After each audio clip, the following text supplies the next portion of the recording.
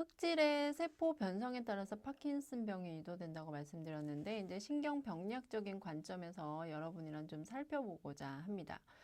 파킨슨의 유전력에 따라 발병이 나타나는 경우가 뭐 많지는 않지만 1997년도에 우성의 가족성 파킨슨병 그런 상황에서 알파시뉴클레인이라고 하는 원인 유전자가 있다는 사실이 발표가 되고 흑질의 그 신경세포가 변성이 되면서 세포생물학적으로 이제 접근을 시도합니다. 그래서 연구들도 많이 활발해졌고요. 그래서 이 원인 유전자가 사실은 루이소체라고 하는 그 물질의 그 주요 구성 성분으로 많이 알려져 있어요. 뒤쪽에 여러분이 또 들을 일이 있을 거예요. 예, 그거는 뒤쪽에 다시 한번 리마인드가 될 거고, 루이소체라고 하는 그런 특정 물질의 구성 성분으로 밝혀지면서 파킨슨병을 일으키는 신경 변성의 주요한 물질일 수 있다라고 해서 이 알파시뉴클레인이 언급이 됐고요.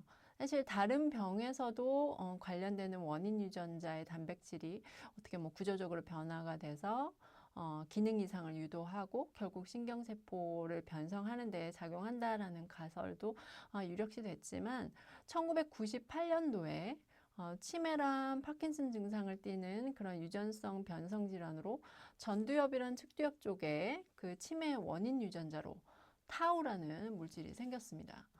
타우라고 해서 이 물질이 이제 판명이 됐고요. 이 물질은 그저 흑질이 주요 변성 부위이기도 했고 변이를 일으키는 이 타우 단백질의 이상도 알파시뉴클레인과 같이 신경 변성을 시키는 유전 원인자로 원인 유전자로 생각되어지고 있어요. 지금까지도. 사실 이 타우는요, 실제 알츠하이머병, 제일 마지막에 이제 여러분이 다룰 그 치매에서 다룰 알츠하이머병에서 이 단백질이 이제 축적이 되면서, 변성 이외에도 그 세포가 죽는 과정에 밀접하게 관련되어 있는 단백질인데요. 이 타우 단백질이 알려지면서, 또 파킨슨병의 유전 요인으로 언급이 됩니다. 그리고 마지막으로 이제 파킨이라고 해서요. 이 파킨은 기능 상실이 되면은 흑질의 신경세포 변성을 시키는 내 관여되는 신호 전달 체계에서 유비키틴 프로테오즘이라는 어떤 시그널이 있는데 거기에 관련성이 검토되고 있죠. 결국은 이런 유전자들, 그죠?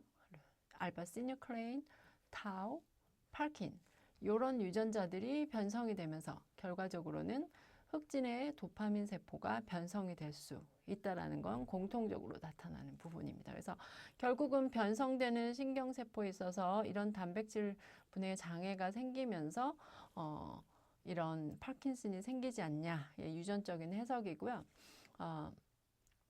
이런 유전적 인자가 환경적 인자랑 상호작용을 통해서 결국은 파킨슨병이 일어나지 않을까라고 하는 다인성 가설이 현재는 가장 보편적으로 받아들여지는 그런 파킨슨병에 대한 설이고요.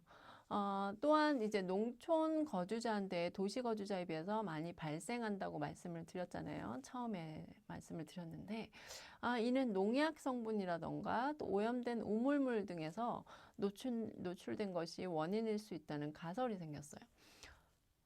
뒤쪽에 거기 관련된 물질이 밝혀지면서 그 부분에 더 이제 힘이 실어졌는데요. 그리고 이제 약 10% 정도에서는 가족성으로 파킨슨병이 나타나고 있기 때문에 대부분의 파킨슨병 환자들은 가족력 없이 발병을 하지만 10% 정도에서 이런 가족성 파킨슨병이 나타나고 있기 때문에 유전적인 요소도 배제할 수 없고 거기에 관련된 주요 주요 유전자로 시뉴클레인과 파킨에 대한 원인 유전자로서 이들의 분자 구조를 보여주고 있는 부분인지 이건 한번 참고로 보시면 됐고요. 시뉴클레인 특히나 루이소체라고 하는 그런 세포의 특정 물질을 이제 시뉴클레인을 발견하게 되는데요. 그 부분을 보여주는 그림입니다. 그래서 여기 보시면 카이스트 정정경 교수님 팀에서 2006년에 네이처에 게재를 한 그림인데요. 보시는 것처럼 이 교수님 팀에서 초파리에서, 그죠? 이 초파리에서 팔킨이라고 하는 아까 그 물질 있잖아요. 그 유전자를 작동하지 못하게 작용을 망가뜨립니다. 그래서 마이토콘드리아가 결국은 파괴가 돼서 그죠? 파괴가 돼서 날지 못하는 파킨슨 증세를 나타내는 것을 초파리를 통해서 확인을 합니다. 그리고 해당 유전자의 기능을 다시 강화시켰을 때는 정상으로 초파리 기능이 다시 정상으로 돌아오는 걸 확인함으로써 실제 이 파킨 유전자의 중요성을 다시 한번 입증을 한 거죠. 그래서 또 이게 다시 회복되는 것도 확인됐기 때문에 상당히 중요하고, 그래서 네이처지에 게재가 됐는데 신약 개발에 아주 중요한 단서로 발견했다라고 이제 평가를 받고 있죠. 그리고 이제 농촌에서 많이 발생이 되더라 라고 말씀을 드렸는데요. 실제 유전적 요인도 중요하지만 10% 정도가 이제 가족성으로 나타나고 환경적 요인도 작용한다라고 봤을 때 바이러스 같은 그런 감염 물질이나 유독 물질이 가장 가능성이 높은 원인으로 보고 있었는데 1982년도에 캘리포니아에 헤로인 중독자들 사이에서 파킨슨 증후군이 같이 돌발적으로 나타난다는 걸 확인하게 됩니다. 그래서 환경독소 연구를 많이 활발하게 진행을 했고, 그 결과 이 MPTP라고 하는 물질을 알게 됩니다. 이 작용을 발견함으로써 결국 미국의 그 헤로인 중독자들 사이에 사실 이 헤로인과 같은 화합물을 불법적으로 이제 합성하는 시도를 하다가 그 중간에서 우연하게 이 물질이 사실은 나타난 결과였다는 걸 밝혀내게 되죠. 이 MPTP는 그 흑질의 신경세포에 선택적으로 독성 작용을 하기 때문에 또 이 부분이 상당히 의미가 있는 거죠. 그래서 이 물질이 노출이 됐을 때 파킨슨 증후군 증상도 나타나지만 사실은 그 기전은 아직 충분히 이해가 안 된 상황이에요. 이 MPTP는 불활성형의 전독소, 그러니까 독소 이전 단계고요. 생체 내에서 중간 화합물인 MPDP를 경유해서 MPP로 만들어지는데요. 이 MPP로 변환되고 나면 이것이 이제 흑질의 신경세포에 치사작용을 발휘할 수 있는 유독물질화되는 것을 알 수 있었습니다. 이게 MPTP가 MPP로 변환되는 과정에서는 마오라고 하는 엔자임이 작용을 하는데요. 효소가. 그래서 이 마오에 의해서 마이토콘드리아 안에서 촉매작용이 되고 결국 생체 내에서 공통적으로 모든 조직에서 일어날 수는 있는데 그 독성 작용이 흑질의 신경세포에 한해서만 나타나는 것이 특징이죠. 그래서 파킨슨 병의 유독물질로 사실은 실험적으로도 활용이 되고 있고요. 부신 수질이나 뭐 시상하부나 다른 데 도파민을 생성하는 세포에는 영향이 없었다는 거죠. 그리고 이제 그 또 하나의 가설은 이 마오가 실제 MPP를 만든다고 했는데요. 마오에 의해서 도파민이 산화가 돼서 도파퀴논 형태가 만들어지면 프리 라디칼을 만들게 되죠. 그렇게 부산물로 이제 프리 라디칼이 나오게 되는데 이게 세포의 독성 작용을 유도해서 나타난 것이다 라고 하는 것도 하나의 가설화되어 있는 부분입니다. 이건 참고로 아시면 좋을 것 같고요. 실제 그러면 파킨슨 환자의 치료는 어떻게 이루어지고 있냐? 사실 치료는 약물 치료와 수술 치료가 있지만 현재는 약물 치료가 대부분이에요.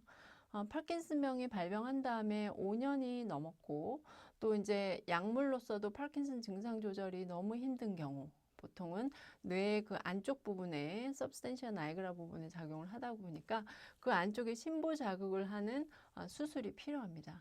사실 여기에는 이제 뭐 관련 동영상 같은 것도 많이 있어요. 실제 여기에서는 지금 노출이 쉽지 않아서 제가 동영상을 들고 오지는 못했지만 실제 그 환자가 심부 자극을 통해 가지고 이런 디바이스를 사실 가지고 있고 이제 여기 신부 자극을 하는 걸 심어놨고 거기에 일정 비율로 일정의 그런 프리퀀시로 그러니까 일정의 간격으로 신경세포를 자극을 해주는 거죠. 그러니까 도파민을 생성할 수 있게 신경세포가 전달해 주는 거를 실제 이 기계를 통해서 자극하는 그 일렉트로드를 통해서 대신해 주는 거죠. 그렇게 되면 도파민이 분비가 되면서 결국은 레보도파 요법을 실제 그 약물 치료 없이도 가능한 그런 상황이 됩니다. 그래서 디바이스의 그 정도를 조절도 해주고 그게 마치 약물을 용량을 조절하듯이 디바이스의 그런 강도라던가 프리퀀시를 이제 조절해 줌으로써 그 사람에게 적절한 정도로 이제 신부 자극을 해주는 겁니다. 그래서 그런 작용을 하기 위한 신부 자극 수술이 필요한데요. 이렇게 뇌 깊은 곳에 위치한 서브스탄시아 나이그라 쪽에 고주파의 전기 자극을 가하게 되면서 파킨슨병 증상이 완화되는 그런 치료를 받게 되죠. 근데 대부분이 약물 치료로 이루어진다고 하는 거죠. 그래서 이 레보도파 요법을 보시면 실제 이 레보도파는 천연산의 아미노산인데요.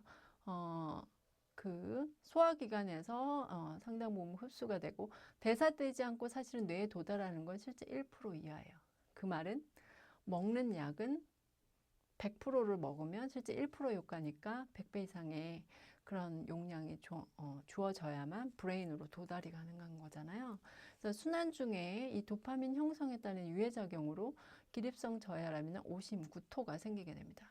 이게 지금 문제인 게 레보도파 요법은 상당 부분 좋은 효과를 발휘하지만 약을 복용하는 과정에서 이 부작용이 상당해가지고 초기에는 사실 이런 부분을 극복하지 못해서 치료를 못 받는 포기하게 되는 그런 경우도 상당 부분 있었다고 하죠. 근데 지금은 병용 치료를 통해서 잘 진행이 되고 있고 레보도파 요법이 문제 없도록 지금은 약이 아주 좋아졌죠. 그래서 훨씬 파킨슨 환자들이 약 치료를 받는데 훨씬 유리한 조건으로 지금은 유지가 되고 있고요. 그만큼 많이 신약 개발이 많이 발전이 되었기 때문에 이런 부분이 가능했던 거죠.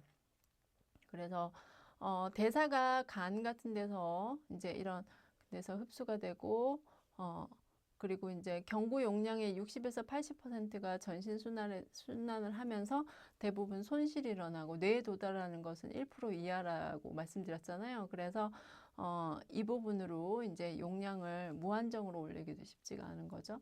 그래서 어쨌건 이렇게 약물 치료를 하고 있고요. 뭐 더 깊이 있는 내용은 나중에 필요하다면 여러분이 접할 기회가 있기를 바랍니다. 그리고 이제 또 다른 요법은 레보도파와 함께 사용되는 병용치료법인데요. 이게 구토란 저혈압 발생률을 감소시키고 이 유도체들은 탈탄산 효소인 AADC를 억제하는 것이기 때문에 순환 중에 도파민 형성이 되지 않아서 문제를 일으키지는 않아요.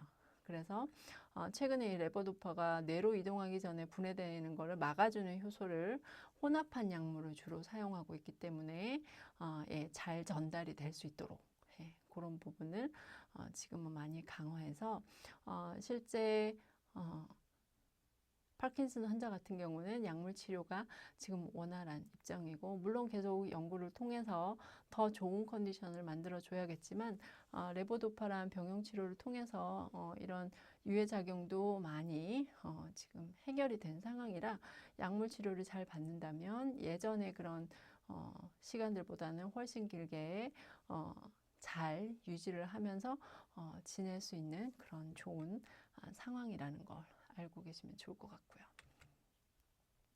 그래서 파킨슨병의 치료 전략은 보시는 것 같은 상황입니다. 그래서 도파민 결핍을 보충해주는 레보도파를 포함한 이런 부분으로 설명을 할 수 있고 아니면 이제 신부 수술을 통해 가지고 그런 전기 자극을 통해서 뇌 세포를 자극해줘서 약물 치료 없이 결국 도파민 결핍을 보충해주는 그런 전략은 동일한 거죠.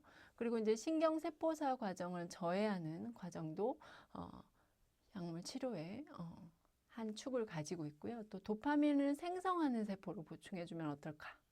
아예 도파민이란 물질을 계속 넣어주는 건 한계가 있으니까 도파민을 생성하는 세포를 보충해 줄 수 있지 않을까.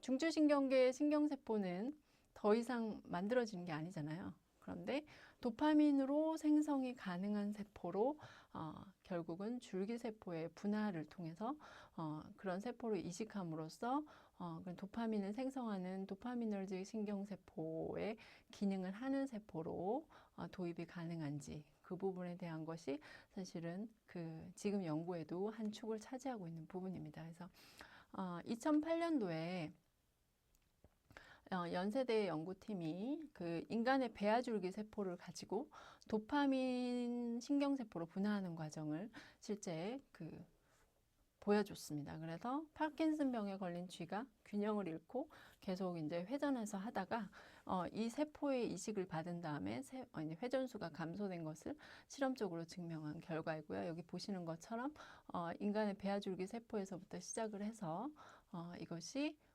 신경전구세포로 분화가 됐고 그것이 이제 도파민성 신경세포로 분화되는 과정을 보였고 도파민성 신경세포가 가지는 여러 캐릭터들이 있는데 그걸 증명하는 과정들 그리고 이게 실제적으로 개체에 들어갔을 때 어떤 효과를 발휘할 수 있는지를 예, 파킨슨 그런 그 실험 모델인 쥐에서 균형을 잃고 있는 부분이 균형을 잃고 이제 회전을 하는 그런 성향의 그런 행동학적 부분도 완화되는 것을 확인한 실험 결과가 있은 적이 있습니다. 이런 식으로 하면 향후에는 도파민을 만드는 신경세포를 이식할 수 있는 길도 열릴 수 있지 않을까 하는 가능성을 기대해 봄직합니다. 네, 여기까지가 파킨슨 병에 대한 부분이고요. 노인병이지만 지금 뭐 3, 40대에서도 발병이 되기도 하는